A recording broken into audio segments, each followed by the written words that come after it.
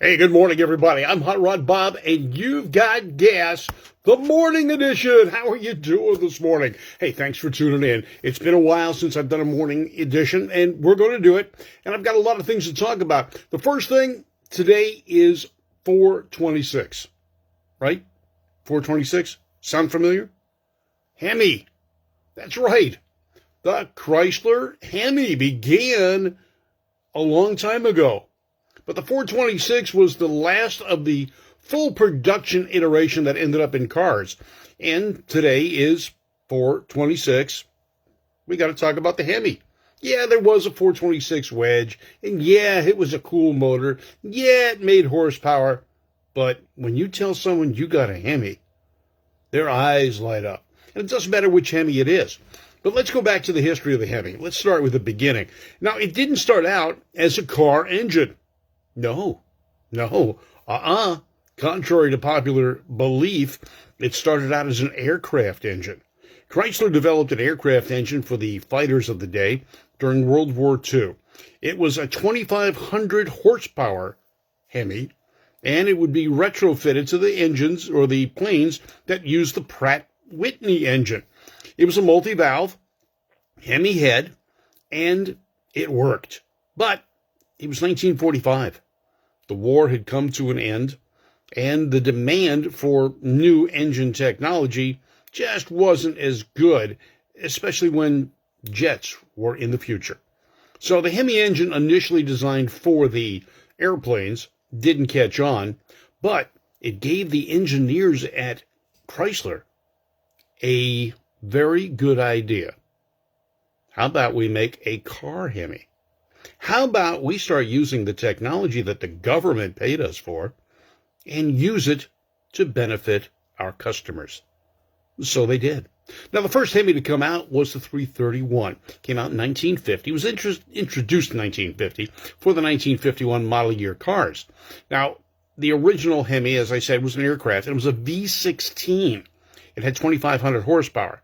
Now, they weren't looking at doing anything like that for cars.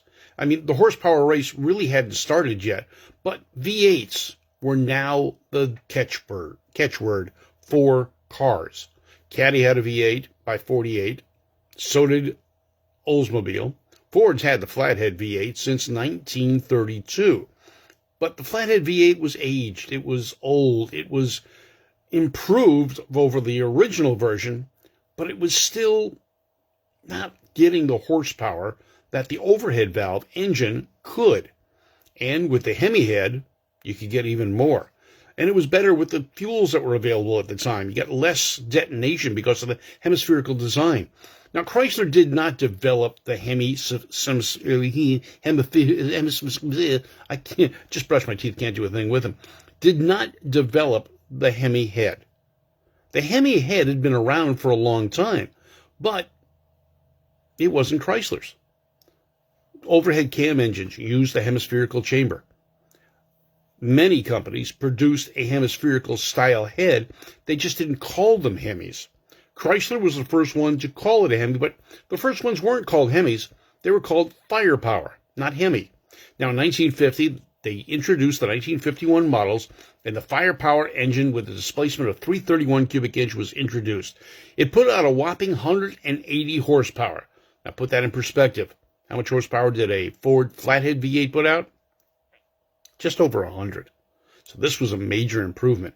It was also more horsepower than the Cadillac and the Oldsmobile overhead valve engines of the time were putting out. Now, the Chrysler HEMI was big. It was heavy. Now, the lack of commonality for the HEMI in the different divisions was a problem. And DeSoto called theirs the Fire Dome, but it was a smaller version also in the Ram. The Dodge Ram called the Red Ram. Plymouth was the only one who didn't get a hemispherical engine in 1951 or 50s, the early 1950s. Now, Briggs Cunningham used the Chrysler version of the HEMI in his race cars in the International Motorsports and won his class in 1953 at Le Mans.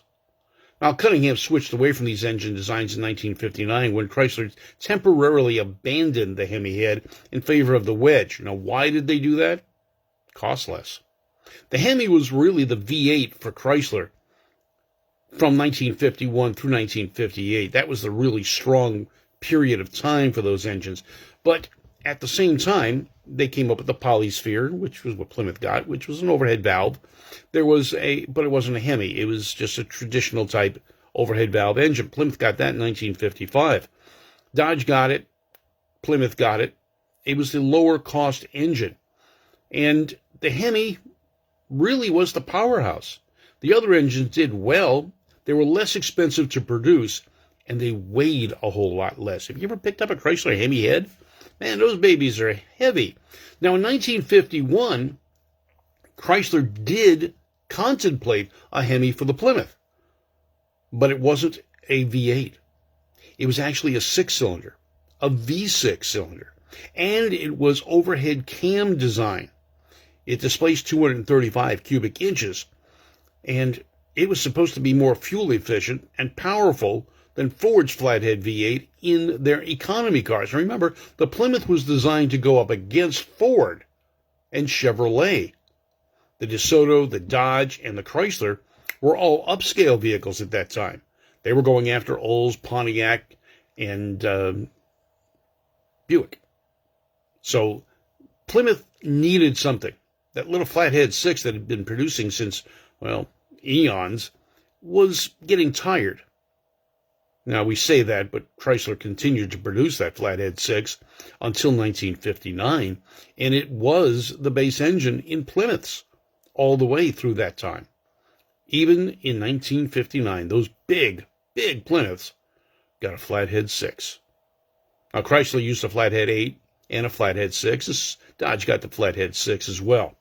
Now, all Chrysler firepower engines were over square. In other words, the bore was larger than the stroke.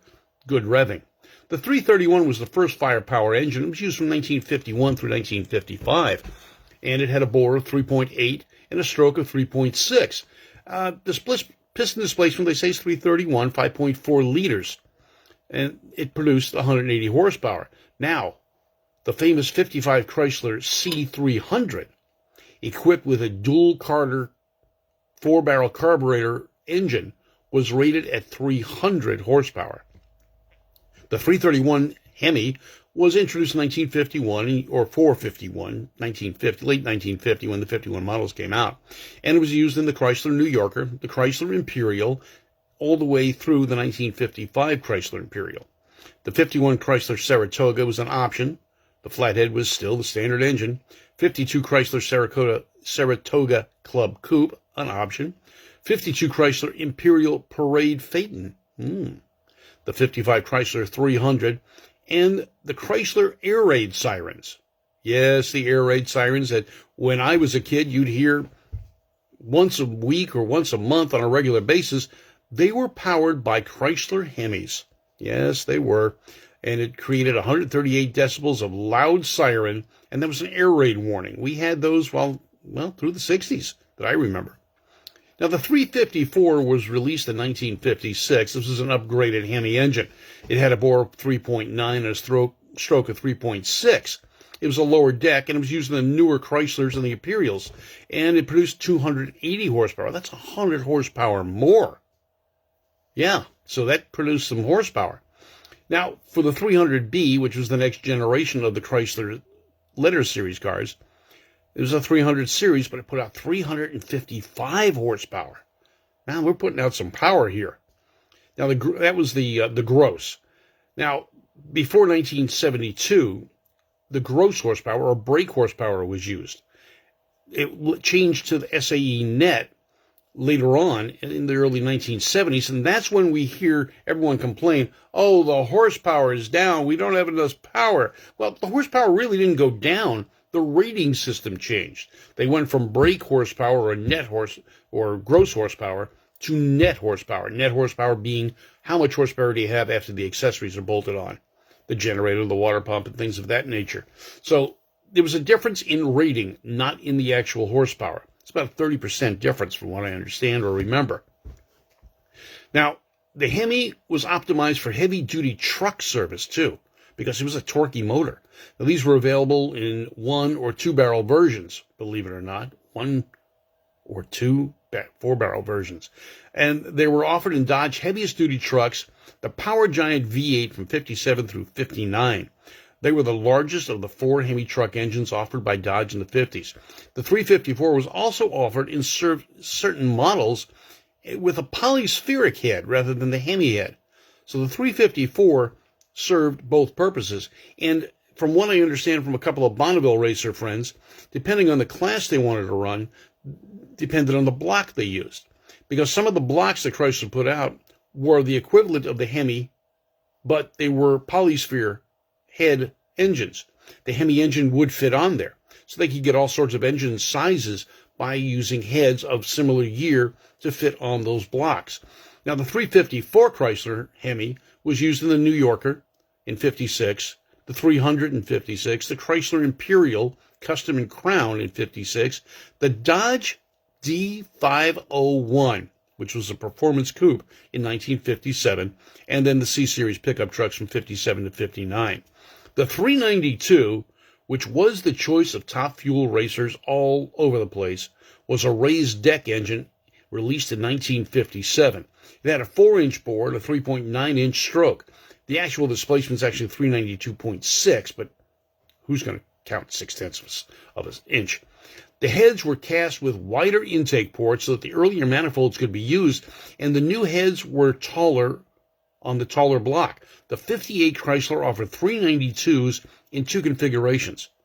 325 horsepower base engine with 9.25 to 1 compression, and 345 horsepower with 10 to 1 compression, and a single 4-barrel. Now, a dual 4-barrel version was available of the 392 in the 57 and 58 Chrysler 300C and 300D cars. It had 375 horsepower. And then there were some marine and industrial engines, which are really rare, with different configurations. An extremely rare option available on the 58 300D was Bendix Electrojector fuel injection. Bendix decided to come out with their first fuel injection system in 1958. It was a dismal failure, and most of them were pulled off before they really got out to the public. They were not reliable. They had starting issues. They had all sorts of trouble, and it was just easier to pull it off and put carburetors back on. 15 of the 16 300D cars built with a fuel injection system were recalled and retrofitted with carburetors right away. So, again, 16 cars, you're not going to find one, trust me. You're probably not even going to find a scrap one. There's only one known to exist, and who knows where that is right now, but only one of the 16 cars built kept the fuel injection system. Now, the 392 was used in the 57 through 58 Chrysler New Yorker, the Crown Imperial, and the LeBaron. The 57 was also the year for the Chrysler 300C. The 300D came out in 58. And then the European-styled car and built car, the 58 Facel Vega. It got the Chrysler Hemi. It was huge, and it made it a very high-performance European sports coupe. Now, in the late 1950s and early 60s, drag racers, as I said, found the 392 Hemi, and it became the engine of choice for top fuel, nitro cars of all sorts, and it found its way into the gassers as well, and is still the popular configuration, although they use the 426 style now, and we'll get into that in just a little bit. DeSoto Hemi engines were called Fire Dome. And in 1952, DeSoto introduced their version of the Hemi, which had nothing in common with the other Hemis, except it was a Hemi, and it was 276 cubic inches. I don't know why. It had 160 horsepower. Why Chrysler decided to have multiple Hemi engines was a cost nightmare, and it continued on. Now, they later increased the size to 291. It was actually 290.8. We'll give them the 1. In 1955, they increased the bore. Later, it became the 330. It was in 1956, and it was actually 329.9. Again, we'll give them that 1/10, and yeah, it's a 330. Later on, 341 displacement. An increase again for the DeSoto in 1956, so right mid-year in 1957. The 341.1, so there's the extra 1 that they were looking for. It had 2 4-barrel carburetors and had 1 horsepower per cubic inch.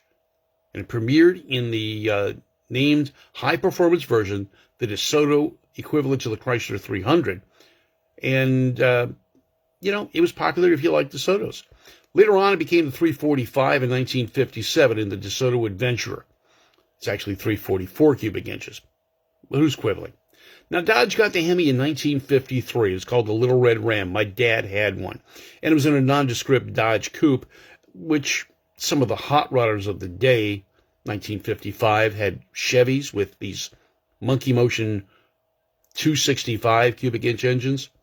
And I can remember my dad going light to light with a kid in a 55 convertible and blowing his doors off, which was kind of interesting. The Dodge was lighter, it was smaller, and my dad just cut a better light, is all I could figure, because it just didn't have the horsepower. Now, the Little Red Ram was a tiny Hemi. It was cool, 241 cubic inches. They don't share any major components with any of the larger Chrysler or DeSoto Hemi engines, or the Plymouth A engines for that matter. From 1955 through 58, 56 Dodge D500, D500 cars and packages had a performance version, but it was a different engine. Lower performance versions of the Dodge Hemi weren't introduced by substituting less complex bodies or they had the polysphere motor, and the less expensive Dodges got the poly motor. In high school, I almost bought a 56 Dodge wagon with a Hemi. And I go, God, that thing is cool. Except it was pink, black, and white. And no self-respecting 17-year-old is going to drive a pink car back then. Now I wish I had it. So the Dodge 241 4-liter V8 was introduced in 1953 with low compression of 7 to 1. Well, you could run this motor on regular gas. It was in the 53 and for the 54 Meadowbrook model. The 241 produced a meagerly 140 horsepower, but when you think about it, it wasn't much less than the 265 base engine for the Chevrolet, and it was smaller, so it was pretty efficient. Now, in 54, Dodge senior cars received the 150 horsepower version. They bumped the compression up to 7.5 to 1. Again, not the same as the Plymouth V8 at 241 cubic inches. It had polysphere heads, not Hemi. The 241 only lasted for 2 years and was replaced in 1955 by the 270. So the Dodge 253 model for 1955 and 56 got the Red Ram, 270 cubic inches. And they also got a polysphere version. 270 was produced with 183 horsepower in Hemi trim. No information really on what the polysphere motor put out, but the Super Red Ram with a 4-barrel carburetor produced 193 horsepower. In 1956, they changed it to a 315 cubic inch Hemi and increased the displacement to get a little bit more power. Now, Dodge had the taller raised block heads, now with polysphere heads. No longer a Hemi. So the 315 actually wasn't a Hemi, but it was a bigger motor, and it was in the Dodge D500 with a single 4-barrel and larger Hemi heads, but not the Hemi heads. It had an aluminum dual 4-barrel intake with a couple of Carter carburetors on it. The D501 in 57 was a Chrysler 354, not a Dodge-based engine. So Dodge did get the 354, but not a Dodge engine. It was the Chrysler. Dodge also got a 325, which was still a poly motor. But, hey, it was less expensive to produce, and the heads were smaller and lighter. Now, the famous engine we're talking about today, though, the Hemi, hit its heyday with the 426. The 426 engine was revived, the Hemi was revived in 1964 in Hemi configuration, and it ruled NASCAR. These were the engines officially designed and designated as Hemi. The name Chrysler had trademarked by this point. Chrysler Hemi engines of this generation were 426 cubic inches. Just 11,000 Hemi engines were ultimately produced for consumer sale. Now, due to the relatively high cost and sheer size, the engine bay was tight. The 426 Hemi was nicknamed the Elephant because it was so big. Now, a reference to this high-power, heavy weight, and large displacement engine is 10.72-inch deck height and 4.8 bore spacing. The 426 of the 1960s was an engine produced and used for NASCAR and raced in the Plymouth Belvederes in 1964. It was not initially available to the general public. The 426 HEMI was not allowed to compete in NASCAR in the 1965 season due to its unavailability to the production cars. So, production vehicles were not sold to the general public with this HEMI, and Ford had complained because the HEMI was just flat knocking their socks off. However, several special production versions of the Dodge Dart, Plymouth Fury, and later the Dodge Coronet were produced with aluminum fenders and bumpers for drag racing with the HEMI engine. Chrysler introduced a street HEMI in 1966 for its intermediate range cars, and it sold the required number of HEMI engines to the public to homologate it for use in stock car racing in NASCAR events in 1966. The street HEMI was similar to the race HEMI, but with an inline 2-4-barrel system. Now, the race HEMI had the opposed 4-barrel, so it was on a ramlog manifold that had the carburetors, one in the front and one in the back, one to the right and one to the left. The street HEMI had dual carbs in line. At least that's what they're telling me, for 1966. Now, there were differences between the HEMI and the wedge head block, including main cross-bolted bearings, as well as different head bolt patterns, so the heads weren't interchangeable on the blocks. Although all manufacturers were familiar with the multi-valve engines and hemispherical combustion chambers, adding more valves per cylinder and designing the complex valve train they required was expensive and not really what they wanted to do. So the HEMI, with its canted HEMI head, could use huge valves and get exceptional airflow in and out of the engine. So the 426 Street HEMI was rated at 425 horsepower. Now, it was produced from 1965 through 1971. HEMI-powered Dodge and Plymouth cars produced in model years 65 through 71 have become high-value, high-dollar, very desirable cars. And for example, the 1971 Plymouth Barracuda convertible, equipped with a 426 HEMI, sold at auction in 2014 for $3.5 million. Wow. The street HEMI version rated at 425 horsepower and a gross of 490 foot-pounds of torque. This was a monster motor. In actual dynamometer readings, it produced 433 horsepower, though, and 470 foot-pounds of torque. So a little lower on the torque, but a little bit higher on the horsepower. Chrysler published the gross 425 horsepower rating and a net 350 horsepower. So you can see the difference between gross horsepower at 425 and net, SAE net, at 350. Did the engine lose power? No, it was just a different way of rating it. Now, the street HEMIs appeared in the following cars, and there was quite a mix of them, although there weren't that many. 11,000 of these were built total. Some of the models were very rare, with less than 10 of each model, but here's the list of cars that got HEMIs.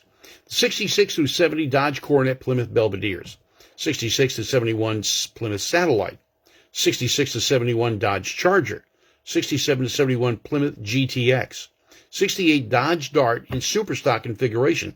This was a special vehicle that was basically hand-built and not street legal or streetable.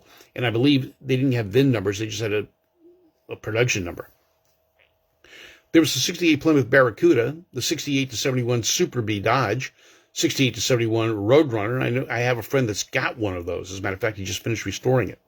69 Dodge Charger RT, 69 Dodge Charger Daytona, Plymouth Superbird, the Plymouth HEMI Cuda from 70 to 71, the 71 Dodge Challenger, and the Monteverde, which I have no idea what it is. Yes, I'm stumped. So the HEMI was a dynamite engine. The 426 was used in racing and was a dominant factor in both NHRA and AHRA drag racing, as well as NASCAR. The HEMI lives on and is a highly desirable engine. Would I like to have a HEMI? You bet. Chris Costanza, good morning to you. And he's definitely a fan of these HEMIs, and he's a Chrysler racer building a car for his young son who's grown out of his junior dragsters and moving on. All right, Hulk Rod, how are you doing this morning? Sorry I haven't paid too much attention to the people that are watching this morning. There's a third generation HEMI, guys. Yes, and that's the HEMI you see today. It has nothing in common with its predecessors and its history-making motors, but it is probably produced in the highest numbers of any HEMI engine Chrysler produced. And it is in every Dodge Challenger, Charger, except for the V6 versions, and Chrysler 300. It's even in the pickup trucks. The Chrysler HEMI lives on. Although it's a different engine, it has the same aura and the same grab of the heart. When you tell someone you got a HEMI, they know you've got performance. I'm Hot Rod Bob. You've got gas, the morning edition, and we'll be back with an evening edition. I'm going to try for this week and keep you informed about what's hot, what's not, and what's going on in hot rodding today. Oh, Sam's helping me out. Sam Fiorani. Monteverdi Haya, H-A-I, was a mid-engine sports coupe, prototype only one produced. Thanks, Sam. I knew you'd have the answer on this one. All right, I'm Hot Rod Bob. You've got gas, the morning edition, brought to you by Service Tech Equipment and Drag Cartoons. Take care, folks. I'm Hot Rod Bob, and tell everyone you got gas this morning, would you? This will be on Facebook Live. Well, it is on Facebook Live, and it'll be on YouTube in just a little bit. So you can catch it if you missed it. Tell your friends about it. Subscribe to our YouTube channels. We've got two. There's GAAS, the Great American Auto Scene, and Two Tired Guys Productions. Two Tired Guys Productions got classic Talking About Cars with Randy Kerdoon, and GAAS.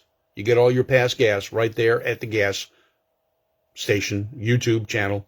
Please subscribe, enjoy, tell your friends. I'm Hot Rod Bob. You've got gas.